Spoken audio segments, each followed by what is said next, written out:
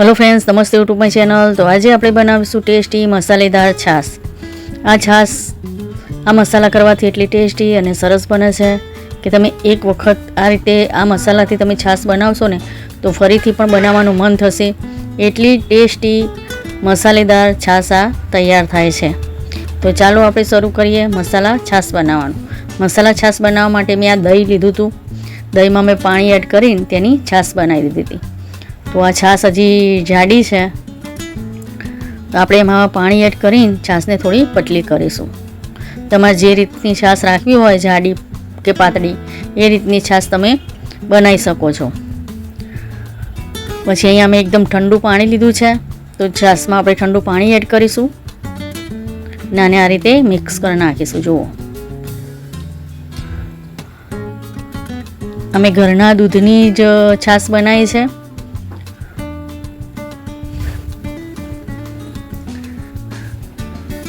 પછી આ રીતે આપણે વલોઈ નાખીશું। દૂધને જમાઈ દીધું હતું તેથી દહીં બની ગયું અને દહીંની આ છાશ બનાવી દીધી। તો હવે આપણે આ રીતે વલોઈ નાખીશું। આ રીતે વલોવાથી શું બધું માખણ જે દહીંનું છે એ બધું ઉપર આવી જશે। જો માખણ સરસ ઉપર આવી ગયું છે। તો જો આ રીતે વલોઈ દેવાનું છે। એકદમ વલોવાની છે છાશને જેથી માખણ એનું છૂટું પડી જાય દહીંનું। જો આ રીતે હવે છાશ આપણે વલોઈ દીધી છે। તો જો મેં આ રીતની છાશ રાખી છે, બહુ જાડી બી નહીં અને બહુ પતલી બી નહીં। આ રીતની માપની છાશ મેં બનાવી છે। તમારે જો તમને જાડી લાગતી હોય તો તમે આમાં પાણી એડ કરી શકો, પણ અમારે બધા આટલી જાડી છાશ પીવે છે તે માટે હું અહીંયા આવી છાશને રહેવા દઈશ। પછી છાશમાં એડ કરવા માટે મેં અહીંયા કોથમીર લીધી છે, મરી લીધા છે, લીલા મરચાં લીધા છે અને પુદીનો લીધો છે। તો પહેલાં આપણે આ બધા મસાલાને ખાયણીમાં એડ કરી દઈશું અને એને વાટી લઈશું। તો કોથમીર એડ કરીશું આપણે, પછી લીલા મરચાં એડ કરીશું, મરી પાવડર એડ કરીશું, મરી એડ કરીશું અને પુદીનાના પત્તા એડ કરી દઈશું। તમને મારો વિડીયો અને રેસીપી સારી લાગે તો મારી યુટ્યુબ ચેનલને સબસ્ક્રાઈબ જરૂરથી કરજો અને લાઈક પણ જરૂરથી કરજો। તો જો આ રીતે આપણે બધા પત્તા એડ કરી દઈશું પુદીનાના। થોડા પત્તા મેં ગાર્નિશિંગ માટે રાખ્યા છે। આ રીતે પુદીનાના પત્તાને એડ કરી દઈશું। આ રીતે તમે મસાલા છાશ બનાવો ને તો એટલી ટેસ્ટી અને સરસ બને છે કે તમે એક વખત બનાવશો ને તો ફરીથી પણ તમને બનાવવાનું મન થશે। એટલી ટેસ્ટી મસાલા છાશ આ તૈયાર થાય છે। તો હવે આ બધા મસાલાને આપણે વાટી લઈશું।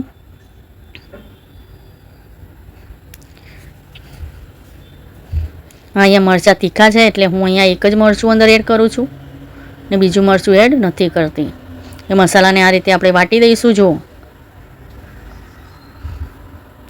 મસાલામાં વાટતી વખત આપણે થોડું મીઠું એડ કરી દઈશું જેથી મસાલો એકદમ આપણો ઝીણો વટાઈ જાય।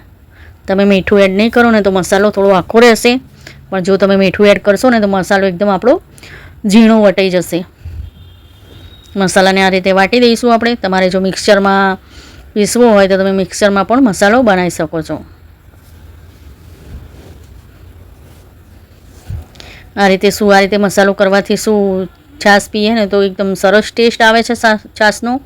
જો તમારે પત્તા તમને ના ભાવે તો તમે છાશને ગાળીને પણ તમે પી શકો છો કે અંદર બધા મસાલાનો સ્વાદ છાશમાં આવી જ જાય છે। તો આપણો મસાલો વટાઈને તૈયાર છે। તો હવે એને આપણે છાશમાં એડ કરી દઈશું। એ જુઓ આ રીતે છાશમાં મસાલાને એડ કરી દેવાનો છે।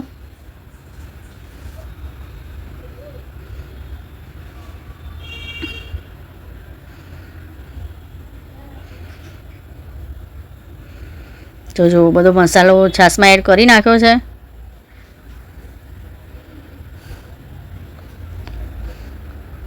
હવે આપણે બીજા મસાલા આપણે ઉપરથી એડ કરીશું।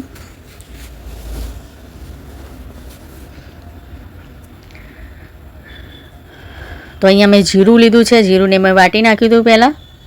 તો આપણે એમાં જીરું એડ કરીશું, જીરું પાવડર એડ કરીશું અંદર। પછી અહીંયા મેં કાળા નમક લીધું છે, સંચળ પાવડર। આનાથી પણ ટેસ્ટ એકદમ સરસ આવે છે છાશનો। તેથી તેમાં કાળા નમક આપણે એડ કરીશું. પછી આ રીતે મિક્સ કરી નાખીશું.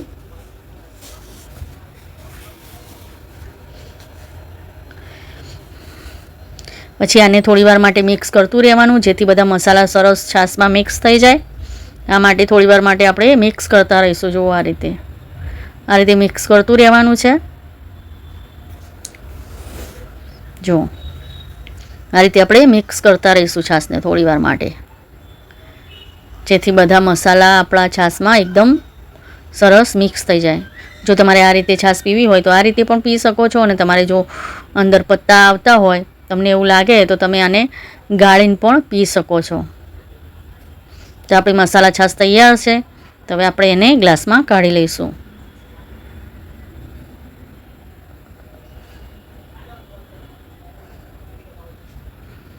તો હવે છાશને આપણે ગ્લાસમાં કાઢી લઈશું.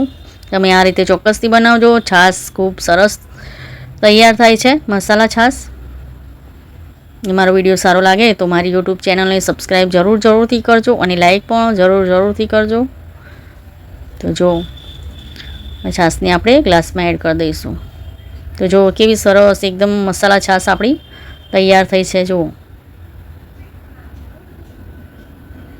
જો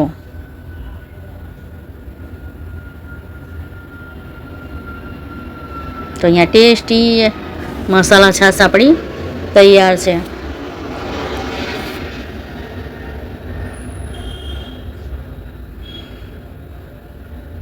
તો હવે એમાં આપણે ઉપરથી જીરું પાવડર એડ કરી દઈશું.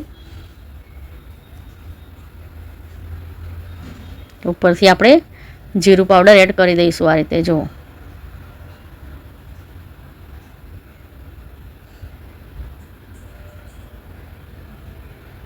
પછી તેની ઉપર આપણે પુદીનાના પત્તા મૂકીશું.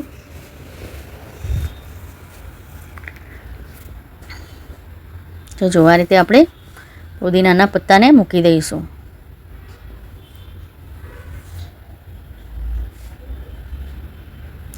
તો જો આ રીતે તમે છાશ બનાવશો તો ખૂબ જ સરસ બનશે.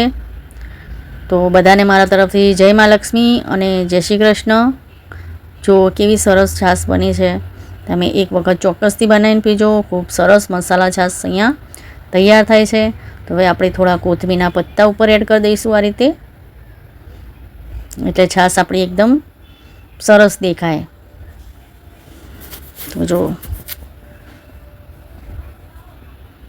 તો જો આપણી ટેસ્ટી મસાલેદાર છાશ અહીંયા તૈયાર છે. તો જો કેવી સરસ બની છે મસાલા છાશ. તો જો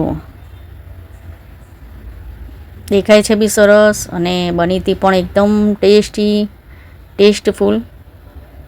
આ છાશ આપણી તૈયાર થઈ હતી. તો જો બધાને મારા તરફથી જય મા લક્ષ્મી અને જય શ્રી કૃષ્ણ. મળીશું હવે આપણે બીજા વિડીયોમાં.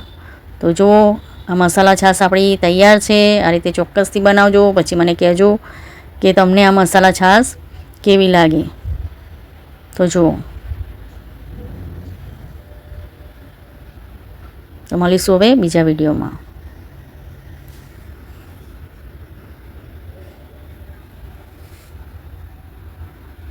આપણી મસાલા છાશ તૈયાર છે.